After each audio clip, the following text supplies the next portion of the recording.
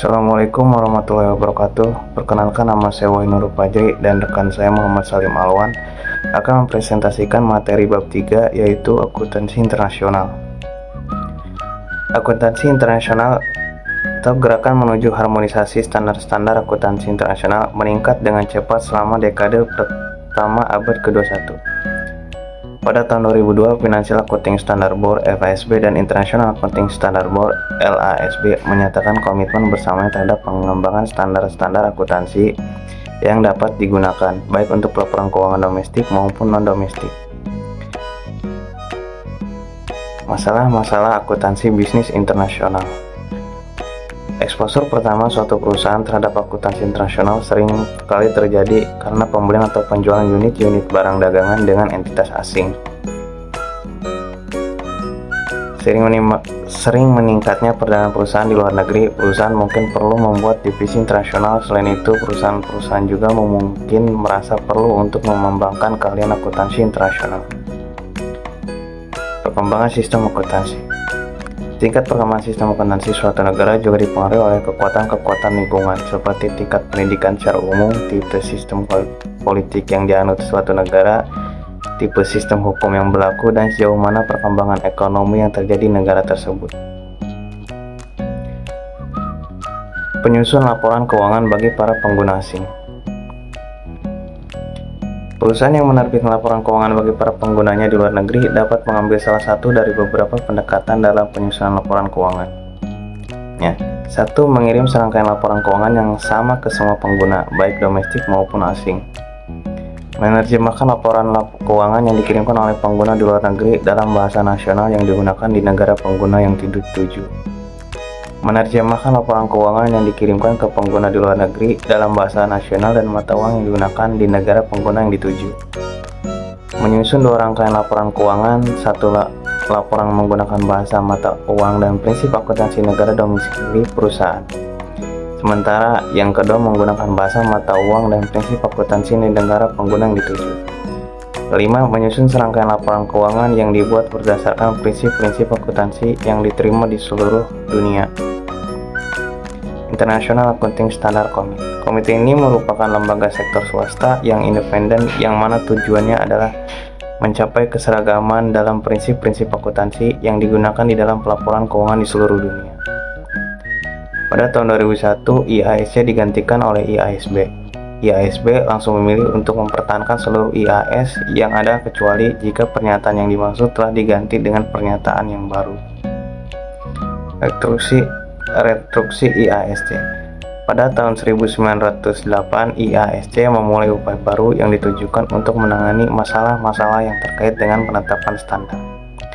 Struktur IASC selama awal tahun 1999, sejumlah komentar atas usulan tersebut telah diterima, dan laporan akhir telah diterbitkan. Pada bulan Maret tahun 2000, Dewan IASC secara bulat menyepakati konstitusi baru untuk merestrukturisasi IASC. IFRS Foundation. IFRS Foundation terdiri atas 22 pengurus. Susunan kepengurusan tersebut membutuhkan keseimbangan latar belakang profesional yang tepat, termasuk auditor penyusunan laporan, pengguna laporan, akademisi, dan pejabat lain yang melayani kepentingan publik. IFRS Foundation Constitution.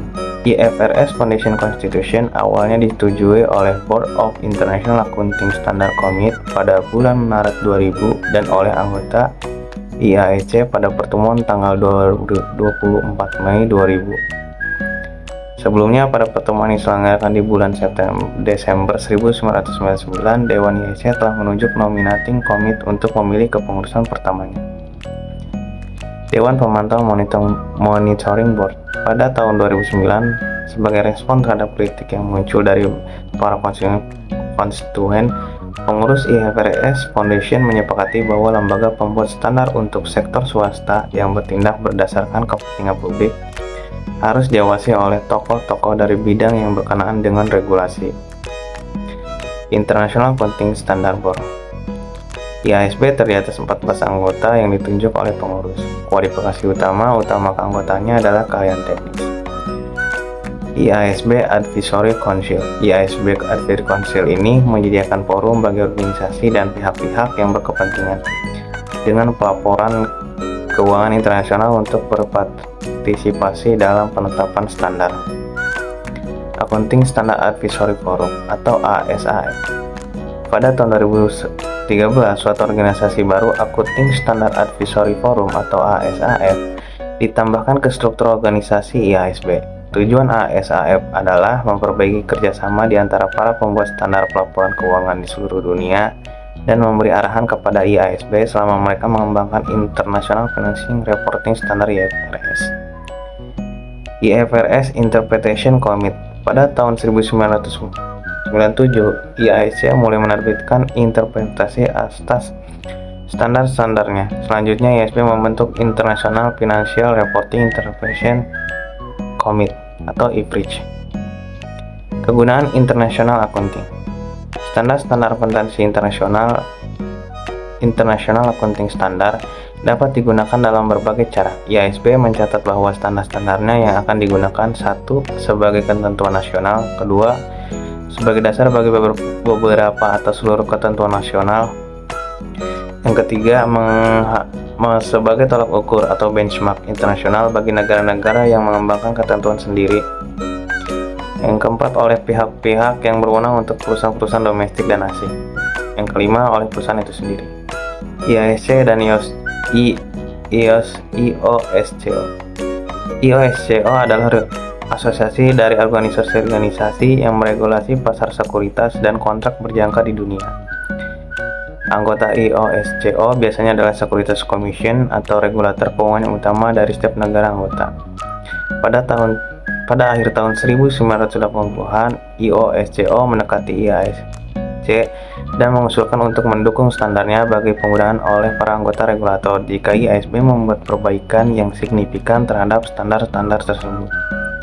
Pada tanggal 17 Desember 2003, IASB mempublikasikan 13 IAS yang telah direvisi, mengeluarkan kembali 2 IAS lainnya, dan memberikan pemberitahuan terkait penarikan standarnya atas akuntansi tingkat harga First Level Accounting.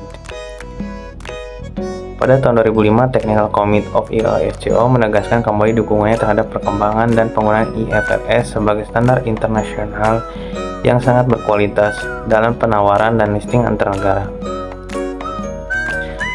Proyek perbaikan tahunan IASB. Pada bulan Juli 2006, IASB mengumumkan bahwa mereka akan memulai proyek perbaikan tahunan. IASB telah mengadopsi proses tahunan untuk menangani amandemen yang dibutuhkan tetapi tidak mendesak bagi IFRS. Penggunaan standar IASC.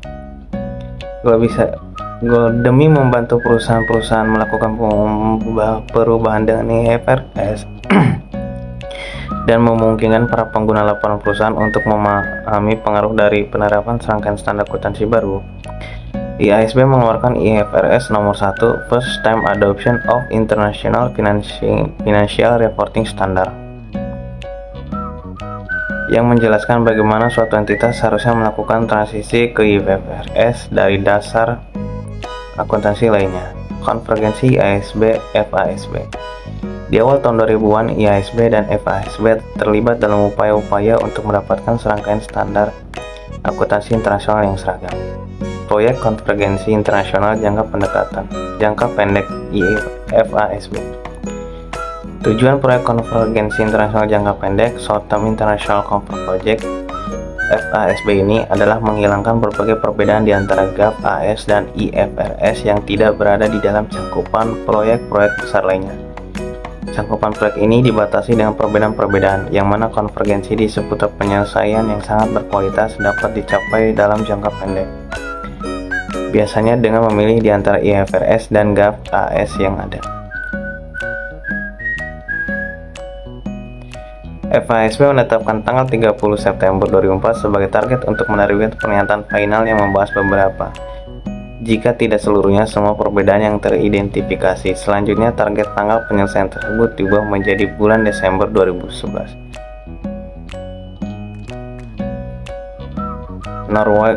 Norwalk Agreement. Pada tanggal 18 September 2002, kedua badan membuat standar tersebut mengungkapkan komitmen terhadap perkembangan standar akuntansi yang kompatibel dan sangat berkualitas yang dapat digunakan untuk pelaporan keuangan. baik domestik maupun non-domestik. Tujuan dari proyek ini adalah mencapai kesesuaian dengan mengidentifikasi sejumlah penyelesaian bersama yang sangat berkualitas. Pengaruh standar akuntansi internasional versus GAAP AS. Pada bulan Februari 2000, SEC memilih untuk meminta perusahaan-perusahaan Amerika Serikat agar berkomentar mengenai apakah sebaiknya mengizinkan perusahaan-perusahaan asing untuk mendaftarkan sekuritasnya di bursa saham Amerika Serikat berdasarkan aturan akuntansi internasional. Pada bulan April 2005, Chief Akuntan SEC Donald T. Nicolaisen mengusulkan adanya pembatalan persyaratan rekonsiliasi untuk emiten swasta asing yang menggunakan IFRS. Walaupun ini hanya pandangan pribadinya, gagasan ini tampaknya juga mendapatkan dukungan dari dalam SEC. Selanjutnya, pada tahun 2007, SEC memodifikasi posisi pada persyaratan Forum 20F ketika mereka mengeluarkan acceptance from foreign private issue of financial statement, prepare of accordance with international financial reporting standard without reconciliation to GAAP. Terima kasih presentasi dari saya. Selanjutnya saya serahkan kepada Muhammad Salim. Baik, berikutnya akan disampaikan oleh saya, Muhammad Salim Alwan, dengan NIM 555220013. Yang pertama, mengenai kelebihan standar. Mengapa kemudian kelebihan standar ini menjadi sebuah masalah ketika terjadi sebuah peningkatan permintaan akan adanya sebuah standar yang bersifat umum, yang juga lebih sederhana, yang nantinya bisa digunakan oleh small micro entities atau UMKM daripada sebuah standar yang begitu kompleks yang biasa ada pada IFRS. Nah, kemudian permintaan tadi ini menimbulkan beberapa dampak, seperti yang pertama itu meniadakan topik-topik dalam IFRS yang kemudian tidak lagi relevan dengan UMKM. Yang kedua, memungkinkan adanya opsi yang lebih mudah di mana IFRS memperbolehkan pemilihan kebijakan akuntansi. Yang ketiga, menyederhanakan banyak sekali prinsip, terutama yang terkait dengan pengakuan dan pengukuran aset, liabilitas, pendapatan, dan juga beban. Dan yang terakhir, menuntut adanya pengungkapan yang secara signifikan lebih sedikit atau lebih sederhana gitu. Berikutnya, kerangka penyusunan dan penyajian kerangka keuangan.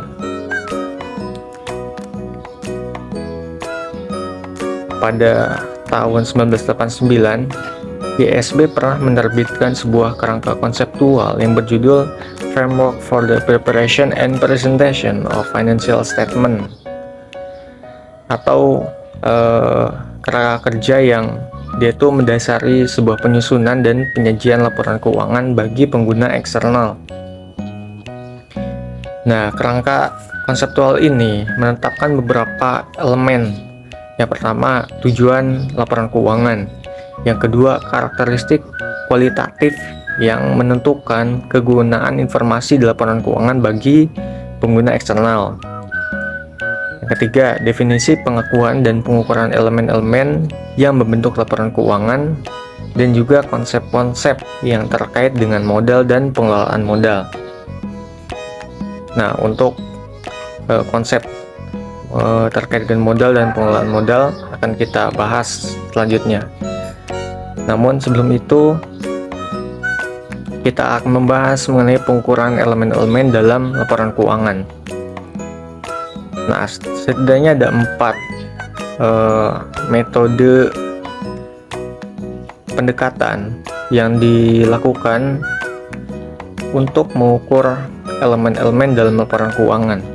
Yang pertama ada biaya historis, atau bisa juga disebut sebagai biaya perolehan atau historical cost. Ada biaya kini atau current cost, kemudian nilai realisasi bersih atau net realizable value, dan yang keempat ada nilai sekarang atau current value. Nah, tadi itu konsep terkait modal dan pengelolaan modal.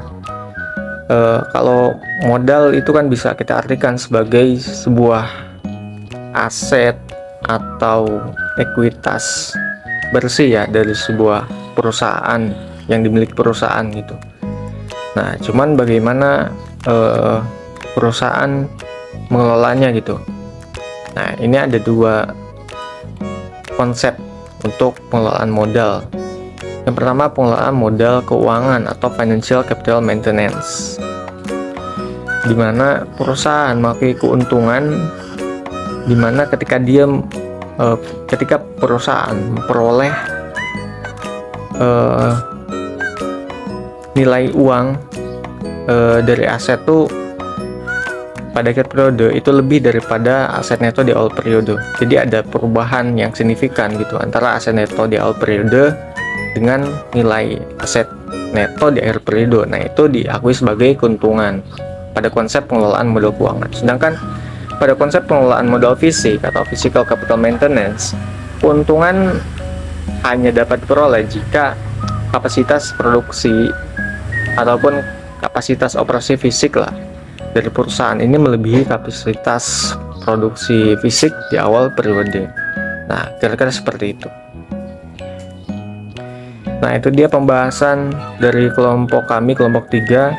Terima kasih atas perhatiannya. Mohon maaf jika ada kesalahan. Wassalamualaikum warahmatullahi wabarakatuh.